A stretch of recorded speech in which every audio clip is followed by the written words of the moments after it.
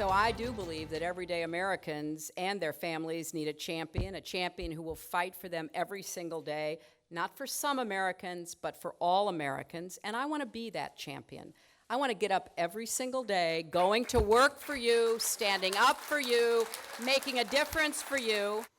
She is seen by some in the opposition as being sneaky, underhanded, duplicitous, condescending, and the embodiment of all that is liberal evil.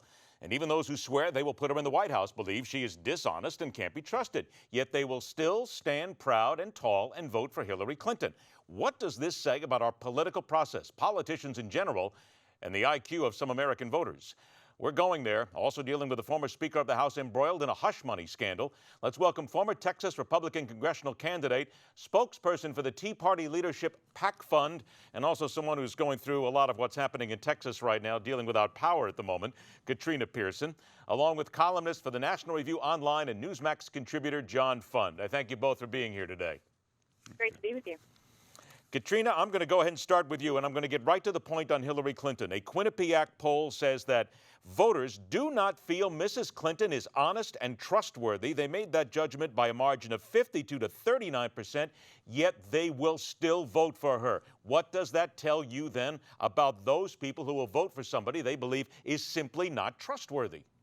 Well, I think this is actually going towards, basic human psychology. Many of us have been sitting around talking about this, really hitting our heads against the wall, wondering what people are thinking. But I think the fact of the matter is, just look around. There's corruption everywhere. I think people naturally assume now with politicians come corruption. And what they've learned last time with Barack Obama is this guy was not who they expected him to be. And with Clinton, there's an element of familiarity, and I think that's where this is coming from. John, is that just it, that right now the American electorate is so beat down by their politicians and the fact that they're all dishonest, they're all untrustworthy, we can't put anybody in office that actually delivers, that we're just saying, okay, throw our hands up, and just because she's there, let's do it?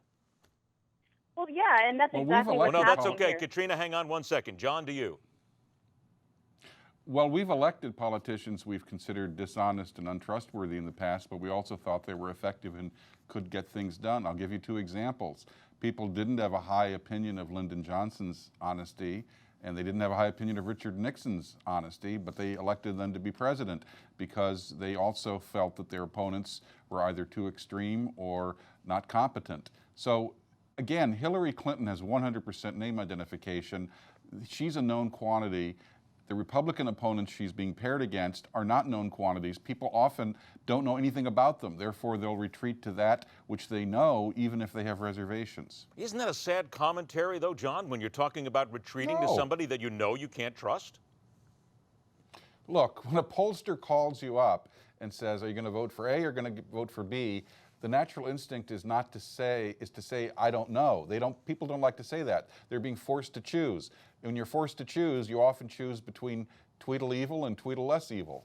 Well, let's talk about the less, if you will, and again, a fact that a lawmaker is being held to some sort of legal issues here, if you will. The feds have indicted ex-House Speaker Hastert, allegedly hiding payments to an apparent blackmailer. John, what does this tell you then? Because to some people it says, wait a minute, he was moving money around, he's trying to hide something. So doesn't this also then lead us to the fact that people look at another politician and say, they're hiding from us again? Well, there are a lot of questions in this indictment which haven't been answered. If Dennis Hastert was being blackmailed, what's happening to the blackmailer? That's extortion. What was the underlying crime? Was it a personal issue or was it a legal issue? I really wonder whether or not, again, we don't know the facts, I wonder, indicting somebody because they're taking out money from their personal account in chunks under $10,000 in order to avoid detection. I realize that's against the law. In fact, it's part of the Patriot Act that Dennis Hastert helped pass in Congress in 2001, ironically. But I really wonder about the underlying crime. That's more interesting. Hastert wasn't indicted for any underlying crime. I want to know what the other guy was doing, whether it was extortion, and I want to know what the thing that Hastert was trying to conceal was, because if it's personal, why is he being indicted? Because prosecutors exercise discretion. I'm not sure taking out money from your savings account under $10,000 rises to a high crime or misdemeanor. Katrina, I got about 90 seconds left, but isn't that really what we need to be focusing on? Is that certainly we can talk about the banking laws here, but there's something else going on here. And I've had a lot of people who've asked in the last several hours, why don't they start going after the person who's blackmailing him instead of going after him? Yes, I'd have to agree, simply because we don't know really what's going on, but the other shoe will drop, and I think that's when we're going to hear what's really going on with this case. And it's going to take some time. 60 seconds left, Katrina, very quickly. John Funn's article recently in Newsmax and also in the National Review talked about the president's immigration ploy being incompetent, unconstitutional. But how fearful should the GOP, Katrina, be of the backlash against them on immigration regulations? They shouldn't, because immigration still tolls high for many people. They don't want illegal immigration. They want to secure the border. And I think a Republican that stands strong on that issue will do well in the primary. John, what do you think about that? Because obviously Hispanics, members of other immigrant groups have already said, and they've told me, quite frankly, they're mad right now at the GOP, and they're going to make the GOP pay. I think they're mad at everybody.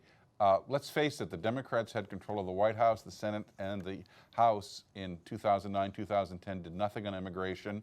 I believe the Republicans are going to have a more sensible immigration policy which combines border enforcement with trying to fix real serious problems in our visa system and our bureaucracy that have basically created a nightmare for legal immigrants. And we're going to have to try to clean up some of this incredible mess that Obama has left behind with this disguised amnesty. So Hispanics don't like the amnesty either, especially if it never happens. Fair to say that everybody is angry here, and all we're trying to do is find some answers. We'll keep doing that. John Funn, Katrina Pierson, always a pleasure. Thank you so much for joining us. And when we continue, veteran comic Byron Allen is not laughing. You'll hear why when he joins us next on the fastest 60 minutes in news, The Hardline.